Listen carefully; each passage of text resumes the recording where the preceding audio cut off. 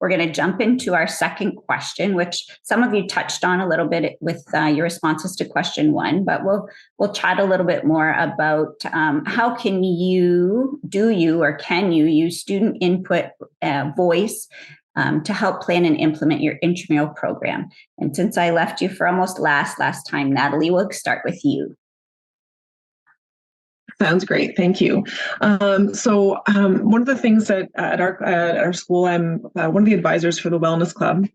And we use that club sort of as a piece to help us build and make our intramurals happen. So TWIC is the Thornley Wellness Initiative Council. So it's made up of this year almost, I think, just over 100 members. We have lots of students who are part of it. And our executive team will put together Instagram polls. We have meetings to sort of pull people in to get student voice from the Instagram polls we'll get from within the whole school community, but within our meeting, there'll be a Google form that students can get into and say, what do we want to have? What sports do we want to have, for example? And how do we want to see it run? Our TWIC Council does mostly tournament-style intramurals, so it'll be a short period of time. We do also have pickup-style intramurals at our school, but for those ones, we're able to sort of market the event, ask students what they want to see there, and then you can even post event feedback forms so people can say, what did you like, what did you not like? With regards to the pickup style intramurals, what will typically happen is, for example, for volleyball, the one I run, and we have a Google Classroom, and students are able to contact me there in terms of how they would like to see it run or what they would like to see happen. I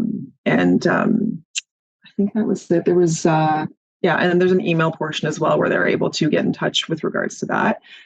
So that's sort of how we engage the school community, is through TWIC. That Wellness Council does a lot of the exec team on there does a lot of the announcements and the posting and the feedback forms and all that kind of thing. So we're able to find out sort of what people want, and then afterwards how it went. Hey, Rowan, anything to add? Yeah, I feel like it's a lot like the teacher jargon right now, or one of the pieces like triangulation of data. It's a variety of tools used in a variety of different settings to basically collect feedback and data to implement changes in intramural programs over time. Conversations, observations, products, talking with the students that show up, also talking with students that aren't showing up, or people that are kind of teetering at the door. Noticing who is present, who is absent. Dave talked about, that's weird. My dad talked about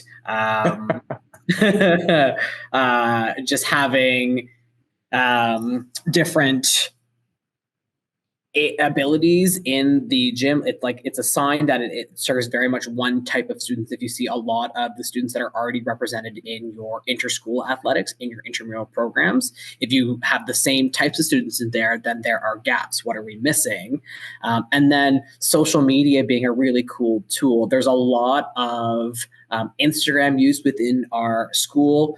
More students engage with our Instagram accounts than with the week at a glances that are sent to their emails, or the emails that are sent, or the Google Classroom posts. Social media has been very powerful, and a lot of what our students do, our parliament clubs, our other clubs, they all kind of collaborate. We have I want to say a school student representative of a variety of different clubs that kind of meet once a month to make sure that we're connected on Instagram. They have an idea of who other representatives are in the school, and there's a little bit of collaboration that happens there. It kind of creates a network within the school community of those different clubs, like Jack Chapter, which we have to support student mental health, versus Active Rec, which are our Fit Rec representatives that have an Instagram presence because they advertise intramurals that are run by students.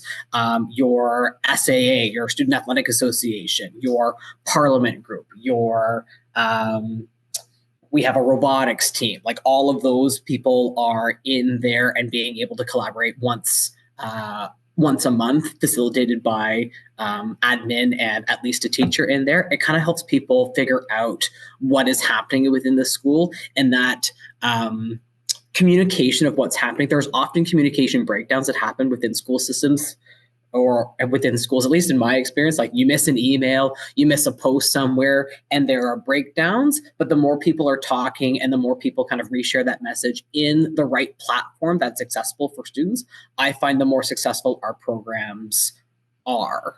And using a variety of those tools to kind of tweak those changes. You've got students that can do a whole bunch of intramural posts, but don't necessarily know how to take that feedback and implement it. So teachers to students, students to admin, admin to students. The reciprocity of communication, I think, is super important for effective program use. That's great. Thanks, Ron. I love the idea of that meeting of the minds and representing all the different different student groups in the school to make sure that all are represented. And I was going to ask Nathalie quickly, how do you decide who's on this TWIC council? Can you give us a little bit of an idea of what TWIC represents and who's involved in this wellness council? Yeah, definitely. So we basically all are welcome. Like that's why our club grew so much this year. It's almost overwhelming. But in the year before, so each year there'll be similar to a student council. There'll be elections to have a president and treasurer and all the little pieces that fit together.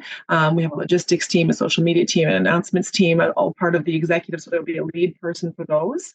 And I forgot to mention, actually, I don't know if it's possible. I'll quickly share my screen just to show you for an example of how that works.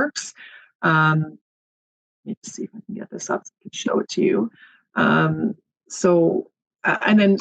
We have weekly meetings where students in our general populations that are not part of the executive will come and they'll collaborate with us in terms of helping us to give ideas in terms of choosing which group they want to work with, whether it be logistics or social media or whatever, so everybody can kind of find their home in there. And so the execs will meet once a week. The general membership, that huge piece of the club, meets in the cafeteria, once a week, once every 2 weeks for the exec and once every 2 weeks. So it's every week for staff, but every other week for the general members. And then usually what we'll have is something, I don't want to take credit for this actual planning checklist because one of my colleagues made it and she's amazing. But basically you'll see, this is an example of we did a World Cup for soccer when the weather was still nice outdoors. And we'll just go through, we give them the framework, the sort of the executives, and then they will go within the club and they will get volunteers to do things, and they will have different parts of the club working towards, so for example, the logistics, what materials do we need, how are we going to market it, they put due dates on things, so it's really the students who are doing everything. You'll see some of the stuff is crossed off because this is their to-do list as they're doing it, what to do before the event, who will help run it, and so on.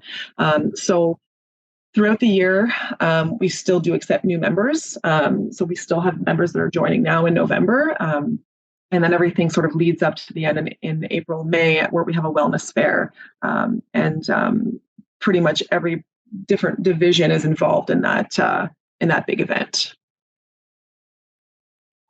Just going to stop the share there. I'm not sure if that answered your question, Karen, sorry. Yes, it did. Thank you so much. I'm just going to share my screen again. There we go. And as you're all speaking, I can't help but make connections to healthy schools. So are any of you, any of your programs, intramural programs, part of your healthy schools, maybe your healthy school certification, or are you involved in the healthy schools program? Nancy, do you have anything else that you'd like to add about student voice and input in your program? I just want to say there are so many great ideas. Got my sticky notes. I'm writing so much down. Thank you, everybody, for sharing.